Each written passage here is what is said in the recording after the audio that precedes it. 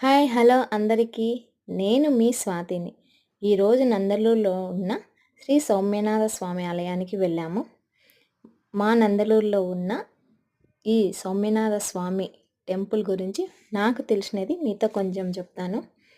దక్షిణ భారతదేశంలో ఉన్న సుప్రసిద్ధి ఆలయాల్లో కడప జిల్లా మా నందలూరులోని శ్రీ సౌమ్యనాథ స్వామి ఆలయం కూడా ఒకటి. సౌమ్యనాథ ఆలయం 10 ఎకరాల విస్తీర్ణంలో 108 స్తంభాలతో నిర్మించిన సువిశాల సుందరమైన శ్రీవారి ఆలయం. 11వ శతాబ్దంలో చోళవంశరాజు చోళుడు సౌమ్యనాథ ఆలయ నిర్మాణానికి శ్రీకారం చుట్టాడంట. అలాగే చోళ, పాండ్య, కాకతీయ, విజయనగర రాజులచే 17వ శతాబ్దం వరకు ఆలయ నిర్మాణం కొనసాగింది. 12వ శతాబ్దంలో కాకతీయ ప్రతాపరుద్రుడు సౌమ్యనాథ ఆలయానికి గాలిగోపురం కట్టించారు. ఆడపూరు, మన్నూరు, మందరం, అస్తవరం అనే 5 గ్రామాలకు బహుమతిగా ఇచ్చాడంట. నందలూరు నుంచి తాళ్ళపాక 5 కిలోమీటర్ల. అక్కడ ఉన్న అన్నమాచార్యుల వారు నందలూరుకు వచ్చి స్వామిని దర్శించి స్వామిపై శృంగార కీర్తనలు రచించినట్లు ఆధారాలున్నాయి.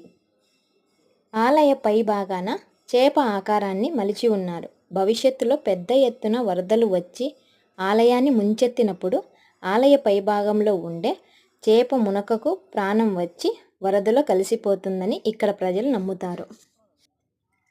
సౌమ్యనాథుని గర్భగుడిలో ఎలాంటి దీపం లేకపోయినా మూల విరాట్టు ఉదయం నుంచి సాయంత్రం వరకు దౌదీప్యమానంగా వెలుగుతుండే విధంగా ఈ ఆలయాన్ని నిర్మించారు.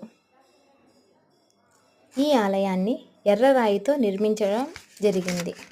అలాగే ఈ ఆలయానికి 120 ఎకరాల మాన్యం ఉన్నట్టు ఆలయ శాసనాల్లో ఉంది.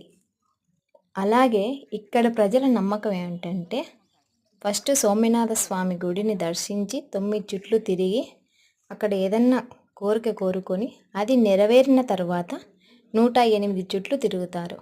అది ఇక్కడ ప్రజల నమ్మకం అన్నమాట. ఇక్కడ స్వామివారికి బ్రహ్మోత్సవాలు జరిగినప్పుడు శ్రీవారికి తెప్పోత్సవం కూడా నిర్వహిస్తారు. ఈ బ్రహ్మోత్సవాలకు జిల్లాలోని ప్రజలందరూ హాజరై స్వామివారిని దర్శించుకుంటారు.